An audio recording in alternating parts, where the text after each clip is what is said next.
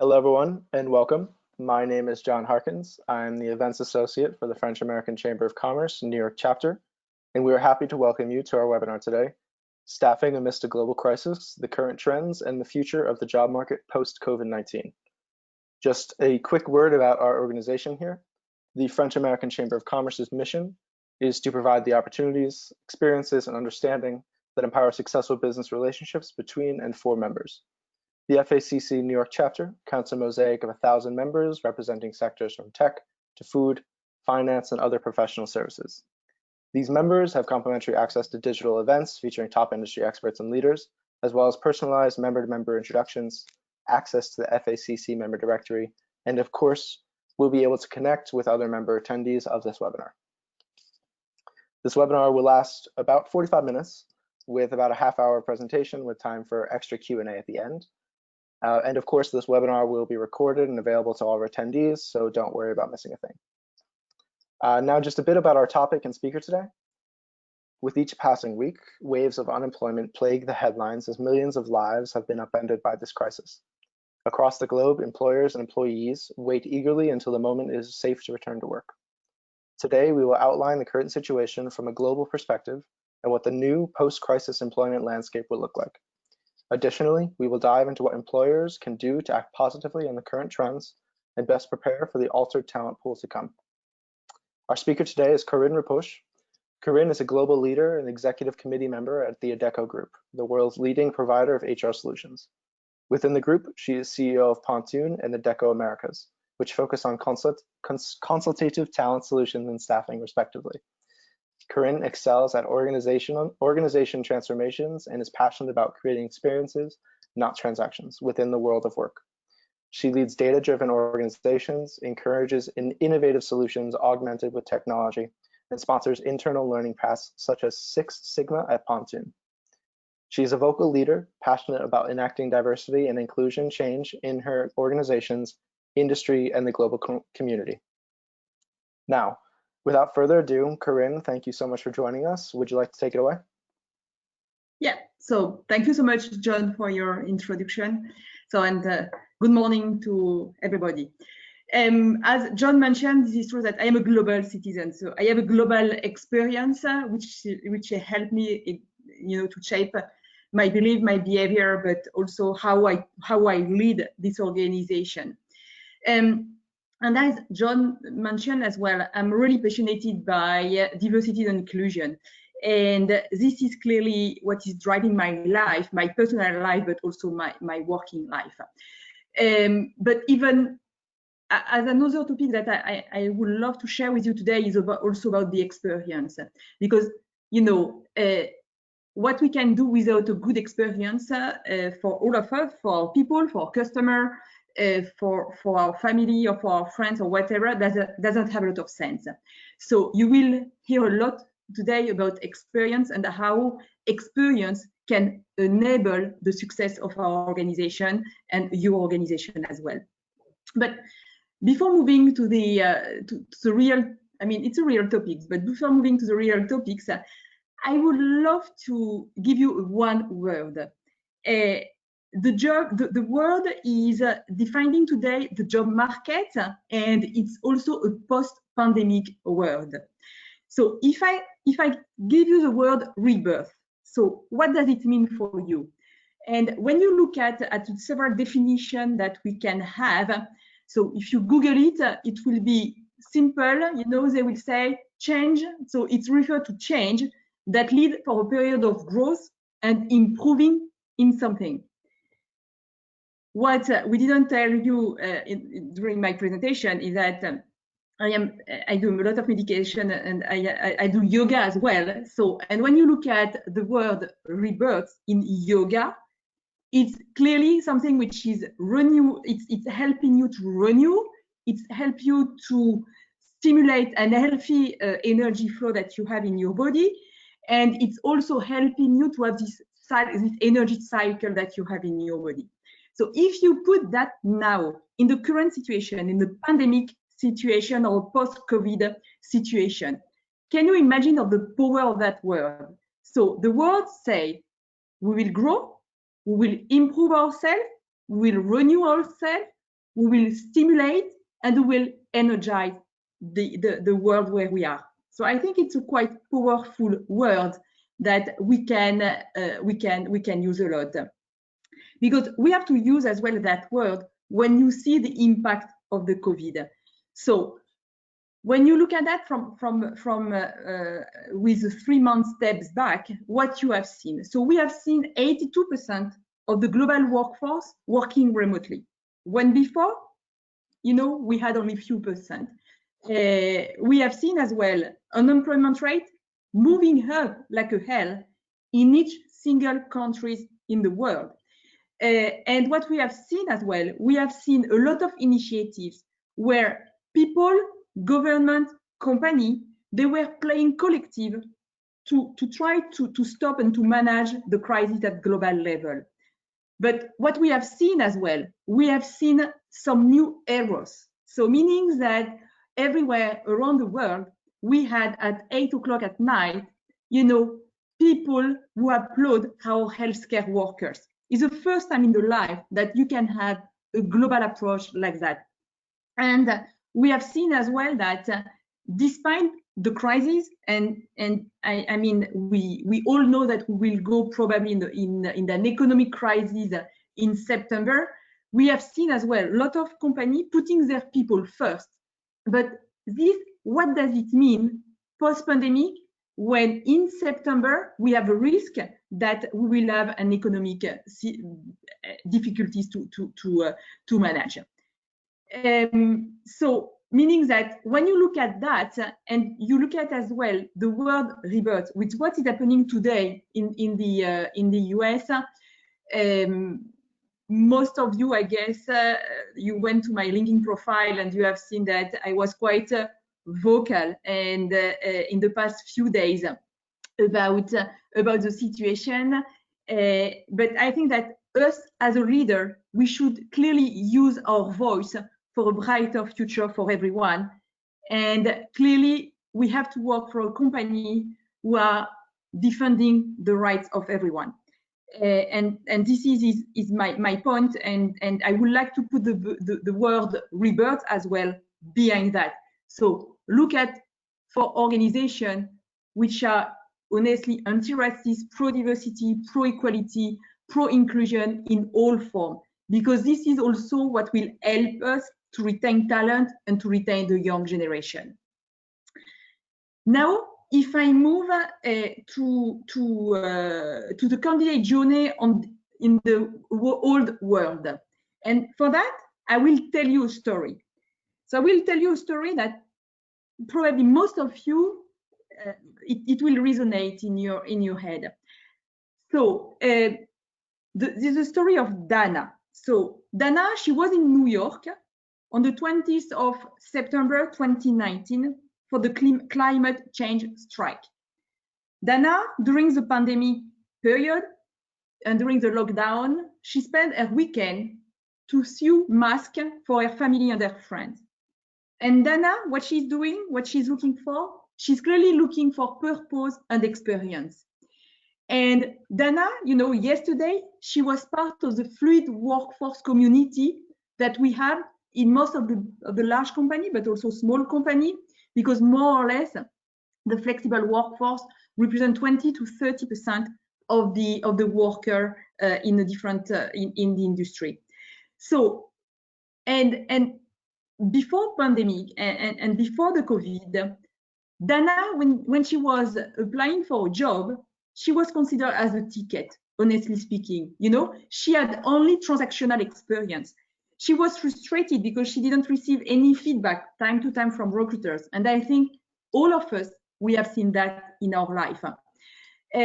But also, she was, she was having a job, or she was able to have the job just because her title or because the resume that she has was matching in terms of word. But what does it mean for her? It means that she doesn't have a lot of purpose. It means that she wasn't really motivated to do the job. And she put first her personal life. So because she was really looking at something different. what will clearly happen after the pandemic? After the pandemic, I said that a bit at the beginning in my intro, we can imagine that the World Economic Forum is estimating that we will have our economy down by 20% in 2020, and we will just be able to recover between 5 to 10% in 2021 from the 2020 baseline. So meaning that we will not be able to recover before 2022 or 2023, depending on the industry where we are. This will have an impact on the unemployment, and this will have an impact on the attraction of people. And with this will have an impact as well on companies who wants to hire the best and who wants to hire the best based on what the pandemic gave us. So meaning rethinking our business model, rethinking our way of working, and in some cases, rethinking clearly the purpose of our companies. So, and when you look at that, you say, okay, how people will choose to come to us, and how us as a recruiter, we will decide to push people to companies. And if we want to have a better retention and lower attrition, we will have to keep in mind several things which is now extremely important post-pandemic. The well-being of the people. Everybody is speaking about the well-being, and the well-being is not anymore, having a nice office where the people can play or can do something different. No, really the well-being of our people. We will have to keep in mind the environment as well. Today, most of our candidates are asking us, in some cases, what is our environment impact? How we want to play a role for this impact. And in the other end, in the third point is, what do you want to do with me? What you will do with me? What you want to offer me? Do I think that my way of thinking, my way of living is matching with the DNA of your company? Because if my way of living, my way of thinking is not matching with your DNA, I will not be able to make the job, and I will not be able to deliver what you expect from me. So give me a sense, give me something that I really want to share with you, with your company, and will make me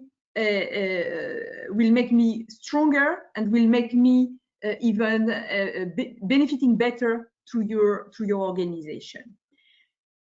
And when you look at how the world has changed, how we are now looking at the world differently, the people who are thinking that when the vaccine will arrive, they will restart and they will have exactly the same life than before, I don't want to be sad, or I don't want to be bad, or I don't want to be rude, but I think it will never be the case.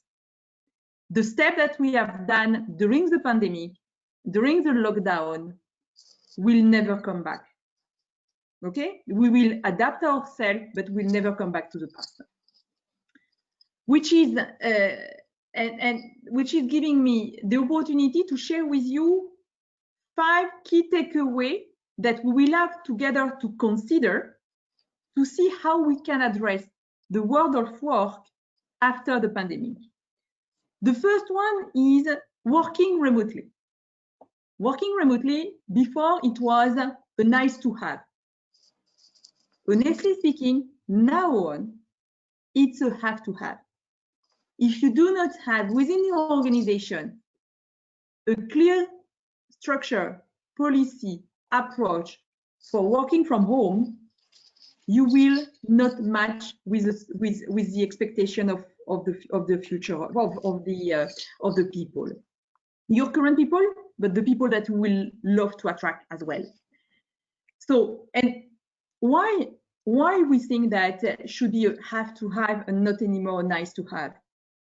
Because we have demonstrated before we are saying to people guys, no, it's impossible. We are not organized for that. You have to come to the office. It's much better. It's communication. It's easier, whatever. What we have done in a week, in one of the companies that I manage today, we were able to pivot 1,700 people all around the world in 1 week. 1 week. In the other one, at Adecco Group, 80% of our people are working now from home, when before it was less than 5%. So you have seen that for the needs of the pandemic, or for the need to answer the pandemic, and to continue to serve our clients, our customer, or candidates, or all the people, we found a solution. So we can't come back.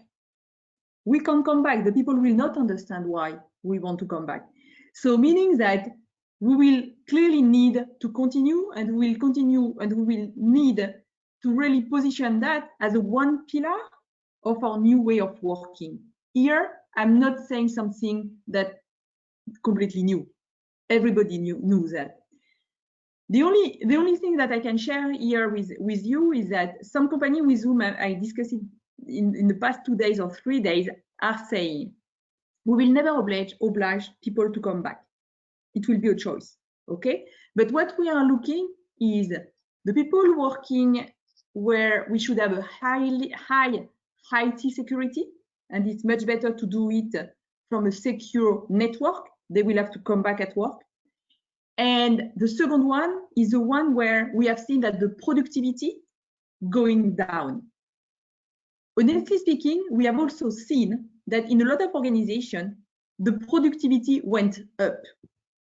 So meaning the people are more productive working from home than working at the office. It's not a question of, and having people working from home will not destroy your culture, will not destroy the culture of your company. This just because you have learned to communicate in a different way. And you have learned as well to use all the technology in a way where the people can even connect easier and in the easy way than before. And also, what we have done is that in most of the organization, we have upskilled the team leader or the mean manager to really lead the team with the new way of working. And we can see that it's moving quite in a good way. Again, just sharing an example with you. That's what we have done. You have heard at the beginning that I'm passionate by Lean Six Sigma and everything which is process oriented. In the past, in our delivery center, where we have thousands of people, we were doing huddle, info center, every single day, or even 2 to 3 times per day, depending if we have shift or not. It was a physical one, so meaning the team sit around the huddle and sit around the info center and doing the huddle. Now, what do we have? We have a virtual huddle. We have the technology, and it's working perfectly.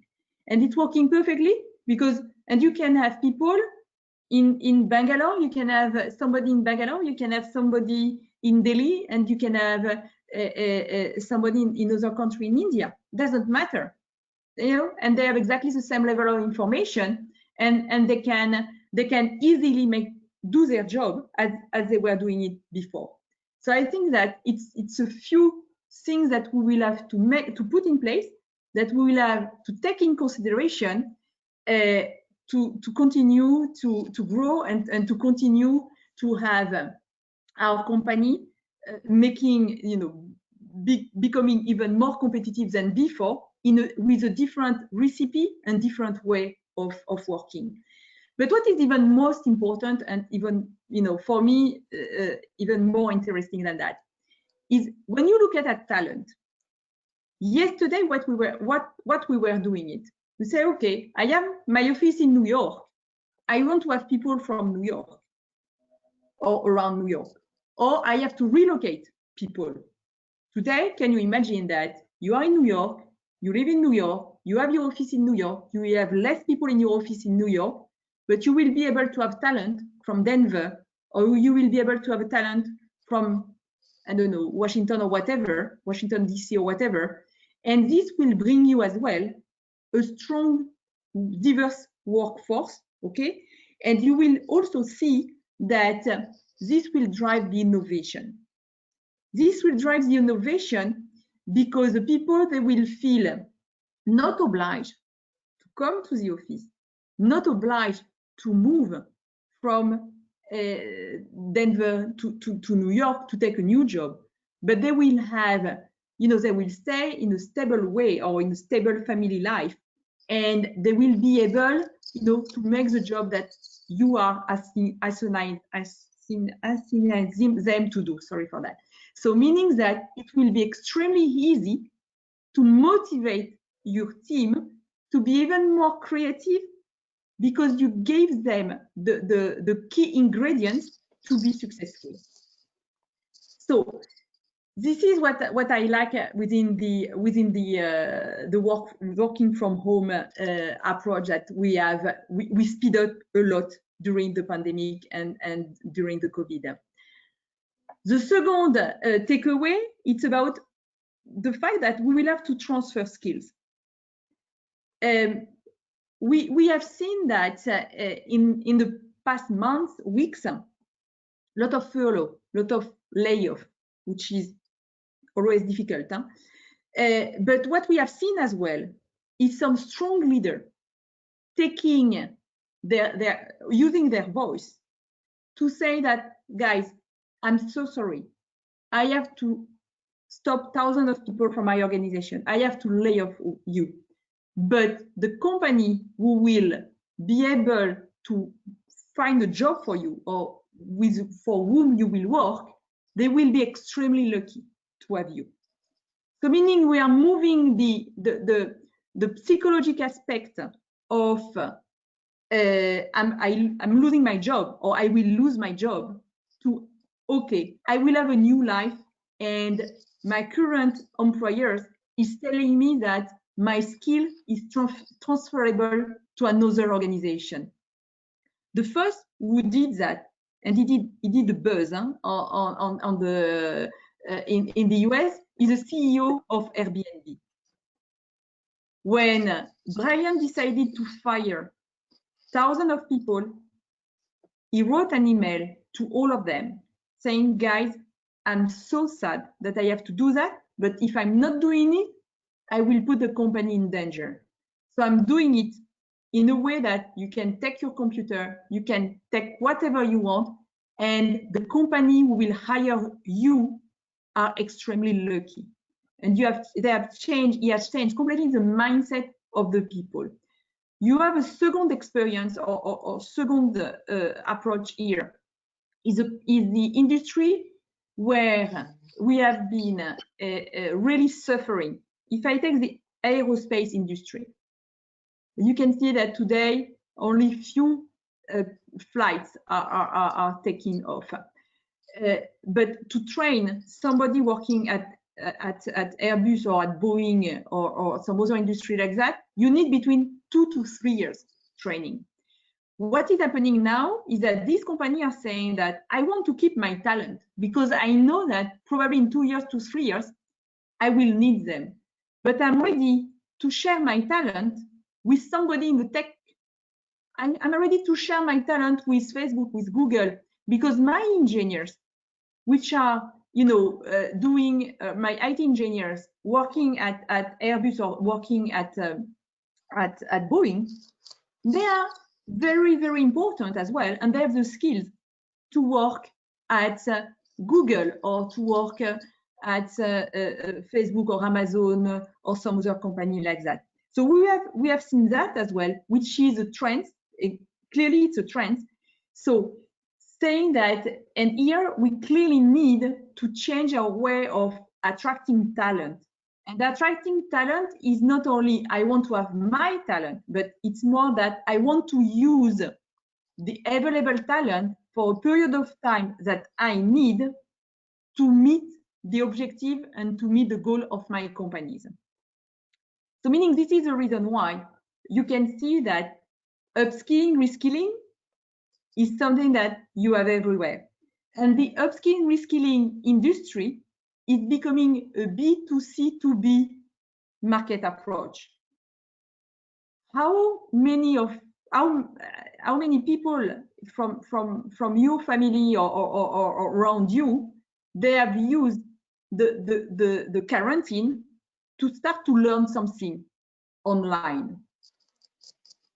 Can be different type of skills, playing piano or I don't know, or even cooking lesson or whatever, but can be also coding, can be also graphic designer, can be also, and you have seen that a lot of people, they are now post quarantine in a way saying that I want to work differently. And I have seen that during the quarantine that I can do something different, and I can, you know, I can easily match my expectations with what I want to see in my career.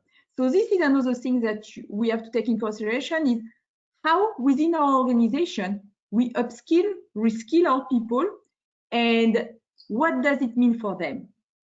It means that we upskill, reskill people just because we need to have them with a new skill, or we upskill, reskill people because we want them to match better with their, we want to have them matching better with their expectation and what are clearly the drivers of their life. So this is a lot of things that pre-pandemic, honestly speaking, we were speaking about upskilling, reskilling, but not at that level. Now we really put upskilling, reskilling as an enabler to increase the satisfaction of our employees. So if again, I mean, and yes, and if I want to say something more here on the transfer of skills, it's clearly that the fact that we have to change our way of working with our people and working with our people, but also pushing our people to do something differently, has to take in consideration not only the hard skill but also the soft skills, okay, and should also take in consideration what is their clear purpose and what they want to wake up in the morning. So this is an important point. What are the drivers for our people? It's not always easy to find it, but can be easy to try to define with them what they want and how we can match with that. I will pause if we have a question on the two first takeaway. Actually, yes, Corinne, we do. Question from the audience is, how can we work with corporations for visibility in workforce planning and understanding how we can upskill and or reskill? Yeah, it's a good question. Thank you for asking. Here I would like to look at 4 dimensions and to share with you 4 dimensions where we have to take in consideration. The first one is how the digitalization, the process digitalization, is impacting your workforce. So meaning that how the technology that you have onboarded or you will onboard will impact your workforce. The second aspect is about your midterm and long-term strategy. So meaning that post-pandemic, where do you want to play, and how do you want to win within your company, okay? And how this has an impact on your strategy, because your strategy will drive your talent acquisition as well. The third point here, it's population pyramid. So meaning that depending on where you are, depending on your industry, depending on your on the pyramid of your company, you will decide to upskill, reskill, and how do you want to upskill and reskill. And the third and the fourth point is about your product life cycle and your product portfolio. So if you have a clear strategy, which is, I know what I want to sell, I know my product, okay, or I know that I will redesign my product, I know that I will move from a normal industry, let's say, to an industry of platform, okay, or an economy of platform, asking me different type of skills than the one that I have today. When I want to do that, do I want to do that in a year, in 2 years, in 3 years, or in 4 years? Mid-term, long-term strategy. Who I am, what are the people that I have today in my organization? Population pyramid. If I have, you know, a huge bunch of people that I can upskill, reskill, and they will stay with me, and I will, you know, onboard them with a new program and a new project, and they will be there in 3 or 4 or 5 years?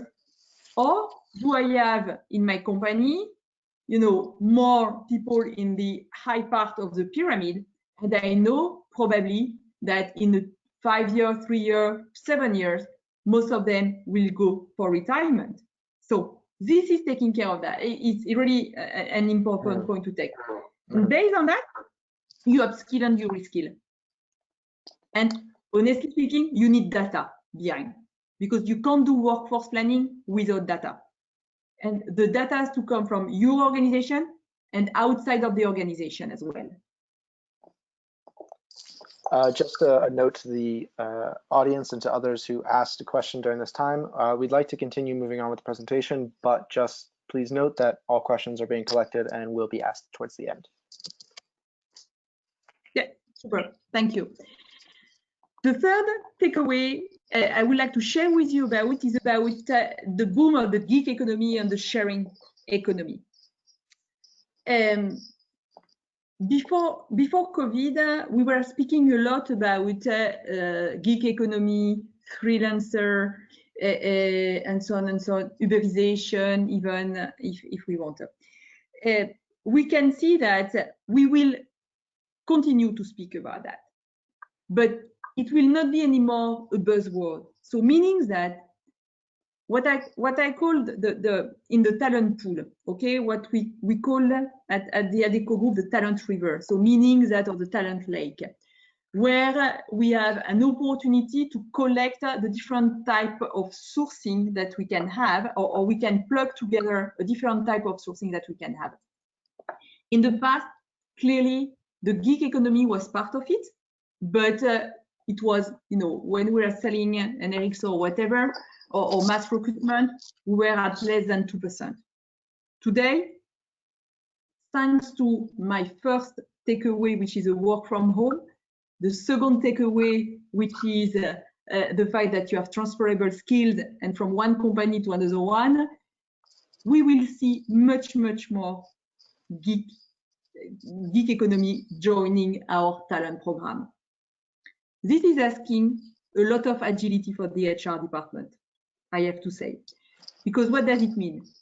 It means that clearly, if you want to have more gig economy and more sharing economy, you need to change your job description, you need to change your way of onboarding, you need to change your way of offboarding, and so on and so on. So meaning that for the company, having more gig, more people that you will share, ask you a different processes and different way of working. And if I have one thing to say here, do not try to include gig within your organization without changing your process, because you will not achieve what you want, and in both parts. Huh? So you will not achieve what you want as an organization, and the person will not be happy, and so he will not share, or she will not share a good experience about your company. So which is, you know, a bad combination for both, and a bad user experience, let's say. So meaning that attracting such a people within your organization is also asking you to work clearly on your employee value proposition. And the employee value proposition is not anymore just a marketing tool to increase your attraction. It's really part of your DNA. So meaning your DNA, your company DNA has to be clearly infused within your value proposition, your employee value proposition. And your employee value proposition is for all your workers, all your type of worker.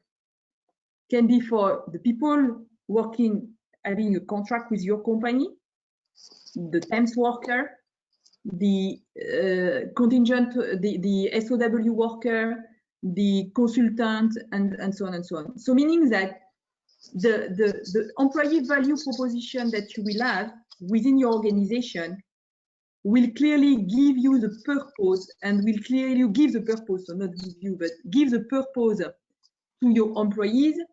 And based to my story about Dana, this is why Dana will join you.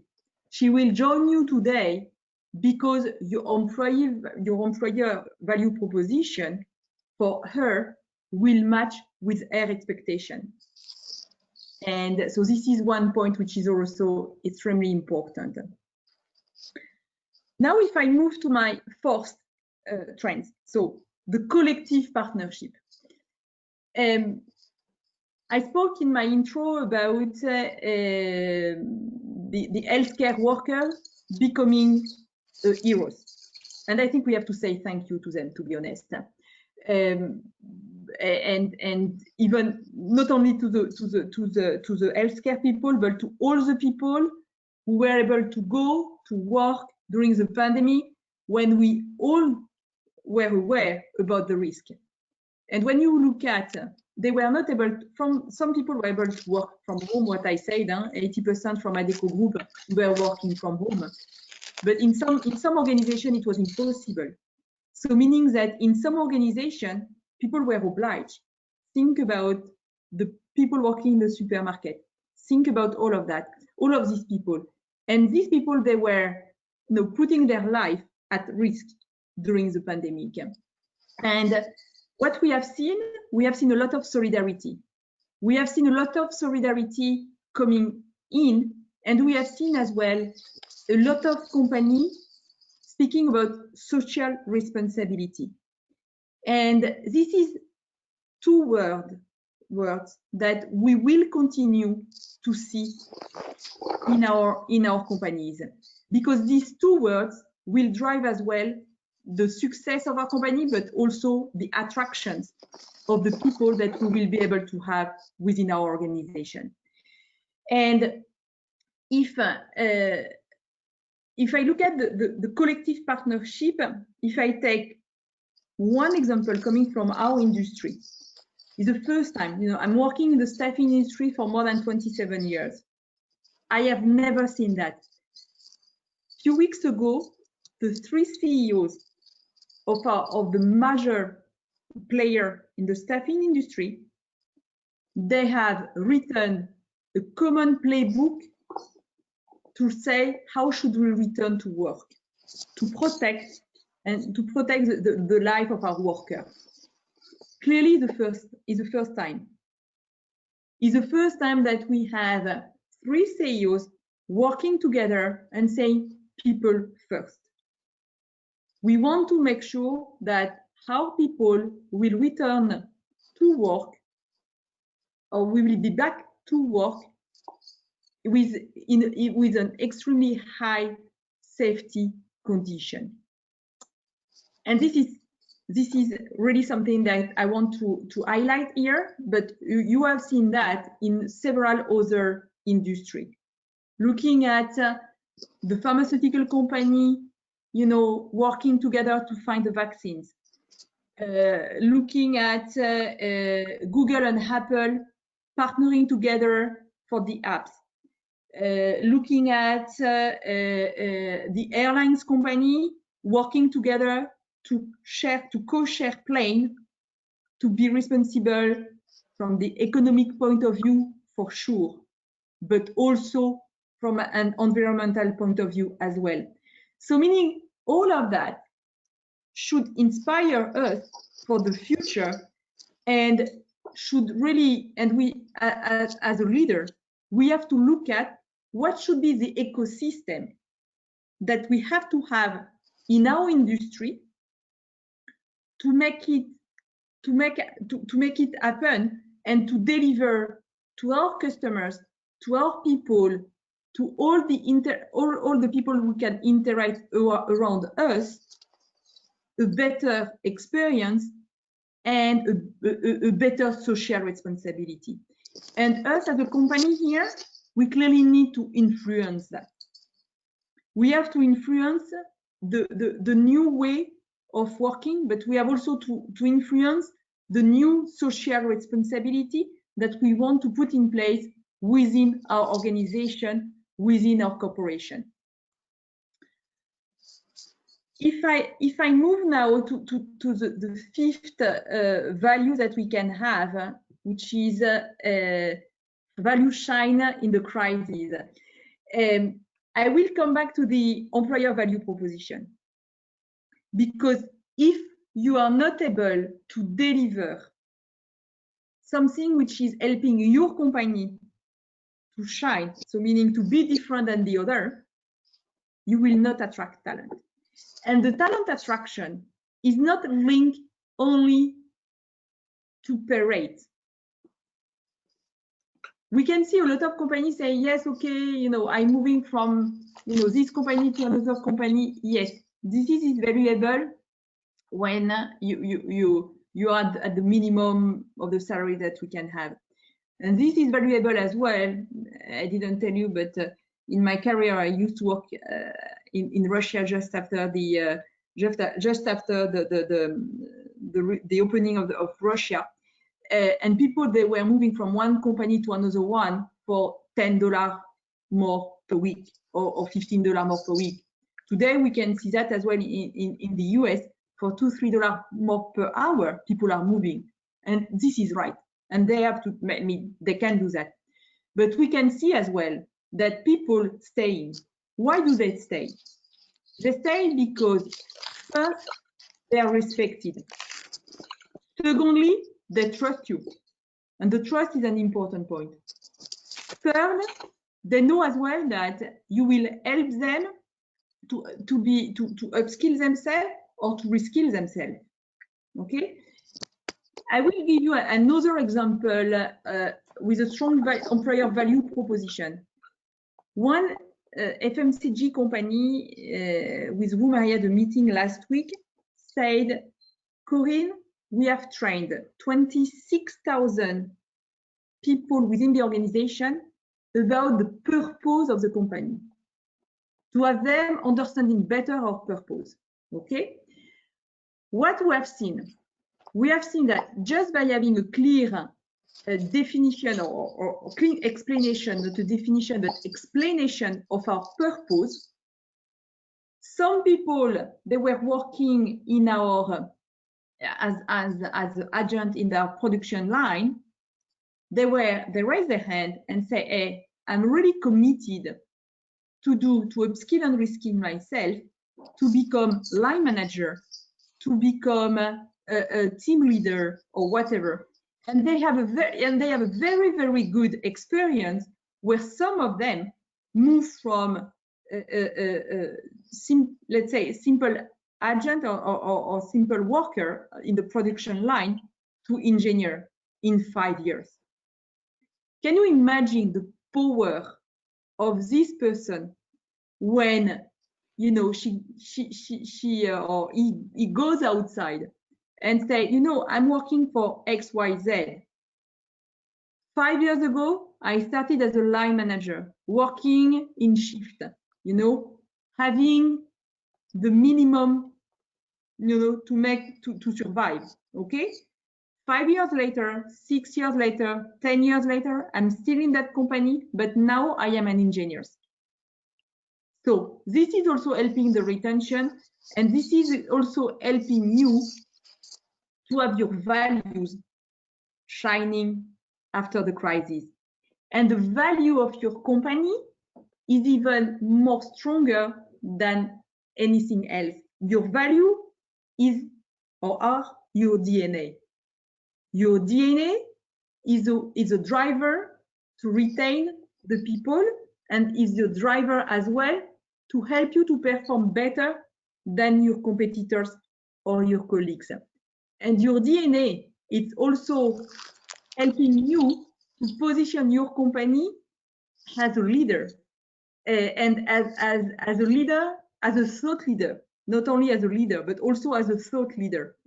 And when you have all of that together, your company, I would like to say, it's more or less unbeatable, because you have all the recipe and you have all the ingredients to attract the better talent, to retain the better talent, to have them, using at best your organization and promoting at best your organization as well. So meaning that things that was yesterday more in the was written for the financial community, or it was good to have it in the annual report and so on, has to become your key drivers for success, and you have to invest on it.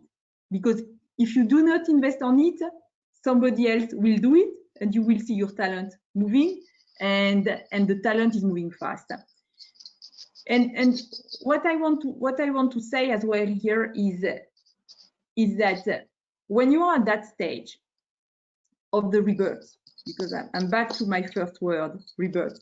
When you are at the beginning of the rebirth, you need the communication is one of the most important points. And the communication, and we know as well, everybody around this table, who know how to make or to do transformation, knows that communication is important. Knows that, giving a clear communication, honest communication, authentic communication is clearly helping the people to understand and helping the people to adopt or to follow the program or the project, which is an important point. But the communication today shouldn't be a top-down. The communication today is a collective communication. And all of this, the new opportunity that we have in front of us is that we have the technology to create easily a platform to communicate. Okay, we have Teams, we have Zoom, we have whatever you want. Okay, this is important. Use it. When you have this communication, okay, so I have my Google Voice answering my question, which is good. So we have the communication, and so meaning the collective communication. You have the platform. Use the platform. Use the platform. You as a leader or as a CEO of your organization, or as a VP, SVP of your organization, use this platform not to go directly to your direct report, but you have to go to the entire organization, to your entire organization. So meaning, if you lead, I don't know, if you lead an organization where you have people, if I take a logistic company, for example, so when you have your logistic company, you have packers. Use the opportunity to speak with your packers by doing a chat with some of them. Not a chat just to chat. A chat with a subject, a chat with an objective, a chat with the goals. So what do we want to achieve? What do we want to co-build together?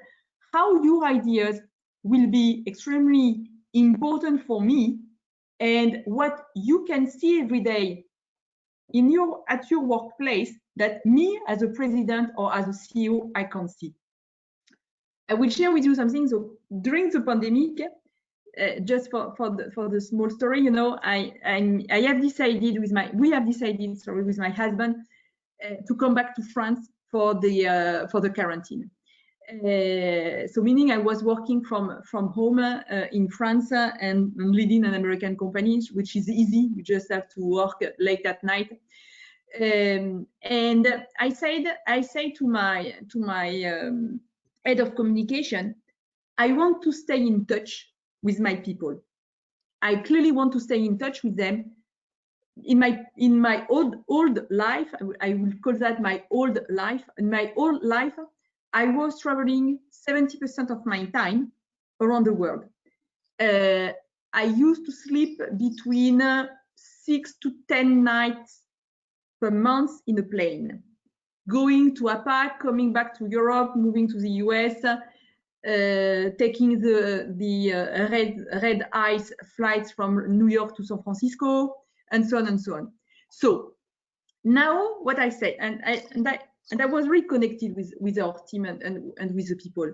I say I want to keep that, except the fact that I can't move from where I am.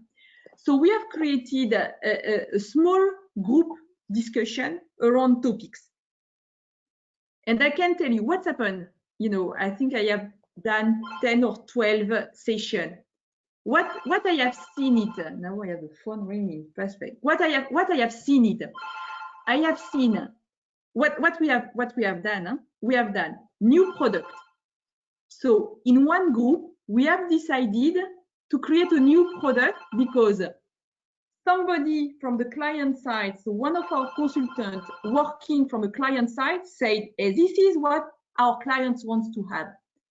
I had somebody from marketing in that group say, hey, guys, we can do it. Let's go to pilot it. We know how to do it. And after that, you know, we just collect other information coming from the other part of the business saying, hey, guys, if we do that, do you think that your client will buy it?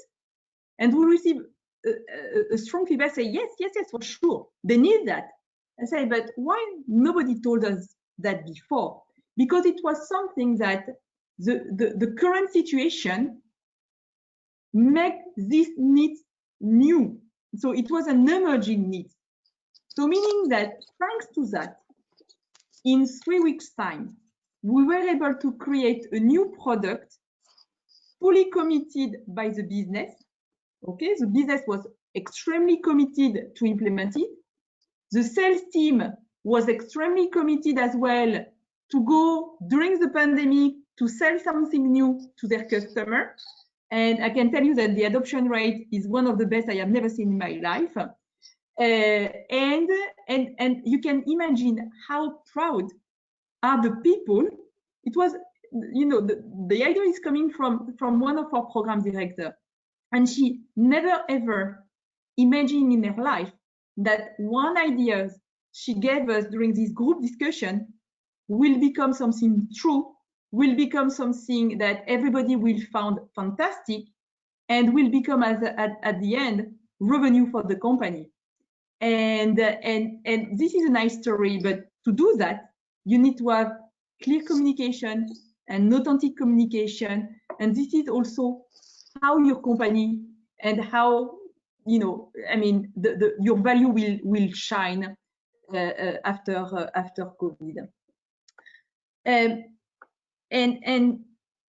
now, you know, if I want to come back as well on the what the new world and what will be the candidate journey during the new world. If you take everything what I said, and I take Dana again, because I am a fan of Dana. So really, Dana, you know, you can see her 25 years old, fully dedicated to the climate,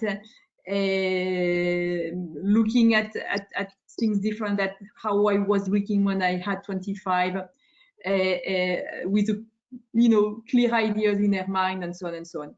So if we put everything in place, what I have said, what we can see, what is the result of that?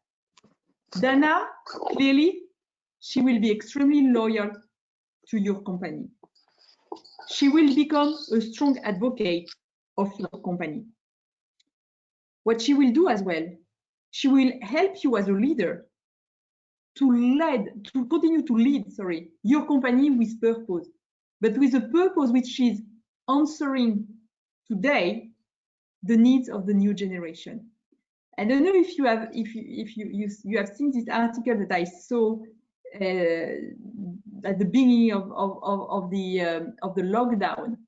I think it was an HRB article. saying that in 5 years, 90% of the board member will be new, completely new. So meaning a new generation is coming in. And these people, this new generation, 3 to 5 years, these are the ones, this is Dana today. So meaning that Dana, she will help you, to clearly lead your organization with a better purpose. But she will also be, as I said, an advocate for your organization. But she will be even more motivated and engaged than anybody else, because she will not be anymore a ticket. She will be somebody having a clear goal and able to deliver something that she wants to do, and she's really, motivated to do it. She will also, look at your organization and say, I found my place. I found where I want to go. I am cool. I want to visit the world. I can, because my company allows me to work remotely. I am in the US today. I want to be in Canada tomorrow. I want to be in Latin America the day after tomorrow. I can do it. I just have to deliver what I need. I just have to connect with my colleagues when they are connected. I just have to do that. But I can do it from Rio de Janeiro, from New York, or from Paris, or from Singapore. Is a bit more difficult. You will have to work in a different time zone. But in a time zone where, in the same time zone, it doesn't matter. She can be in Santiago de Chile and you in New York. It's exactly the same time zone. No problem about that. So meaning that you will give us this opportunity. And what the Y generation was asking yesterday was to discover the world, was to be part of the new world, and you will be able to give that and to offer that to them. I come back on the authenticity. The leader of tomorrow has to be authentic. If you are not authentic, the new generation and the talent will not come to you, because they are not anymore able to listen to political speech. No way. So they want to have authentic leader, and they want to have also a leader who is able to say loudly the conviction, the motivation, and what is really changing the world and what is important for them. So meaning that this is what is important, and how we can work on that. And after that, type of contract. What does it mean? Employees, freelancer, temp, worker, whatever you want, you don't care. The talent is a talent. And the most important thing is to get the talent within the organization. Why do you want them with your badge? What does it mean? No way. Take the talent when you need and give back the talent to somebody else when you do not need anymore, but you know that your talent will be well treated. Think about the Airbnb approach, which is, in my point of view, a clear new way of how we should manage our organization. And what we can see as well is that if we have, within the talent industry, if we are able to address a strong experience for everyone, I mean, the experience for the hiring manager, the experience for the candidates, the experience for the leaders, and for everybody. Think about the experience. Speak about the experience. Why do you use today more, I don't know, Uber than the normal taxi? Why do you use more Amazon than your normal supermarket? It's because it's easy, it's a good experience. You can do that 24/7 and so on. So think about the experience. Think about what is the impact and what are the perception that you can deliver and you will deliver when you will attract talent and ask your talent to to join your organization. So, and what I want to say is that, and I say that already, but probably I will repeat it because for me it's clearly an important thing.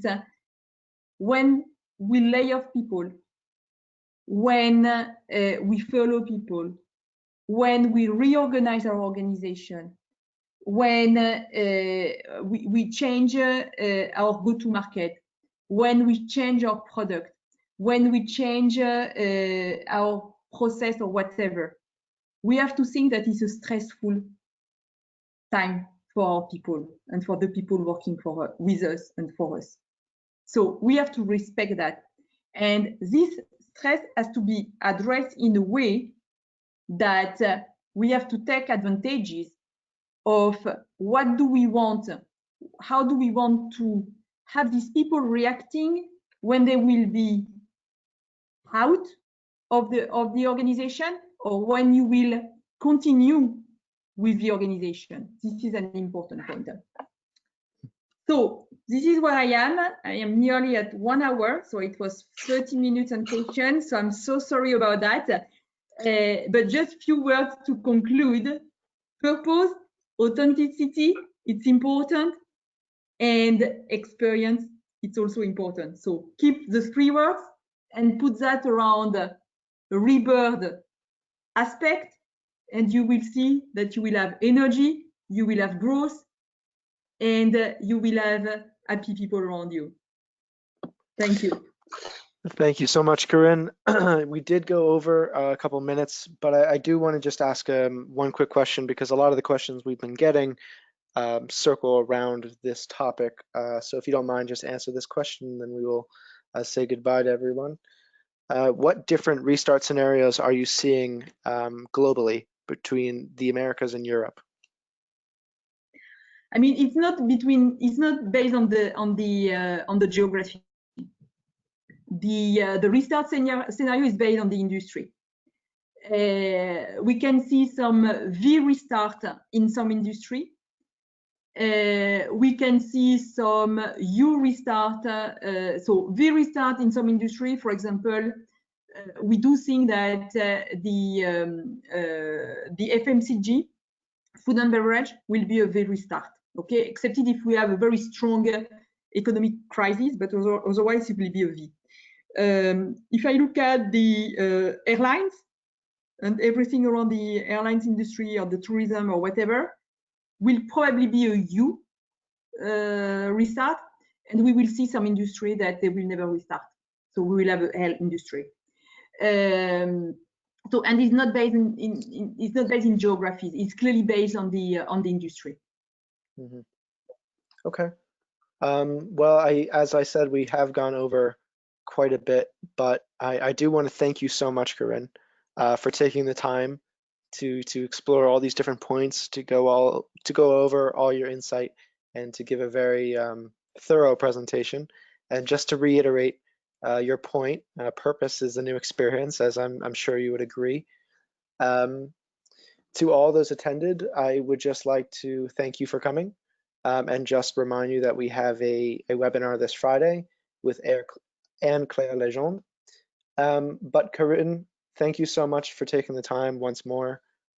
We very much appreciate it here at the FACC, and I'm sure, and I know I can speak for the attendees who very much appreciate it as well. So thank you once more, and we are looking forward to speaking soon to the attendees. Thank you for coming, and I'm looking forward to seeing you all at our next webinar. Thank you so much. Thank you so much. Take care, everyone. Bye-bye. Bye-bye.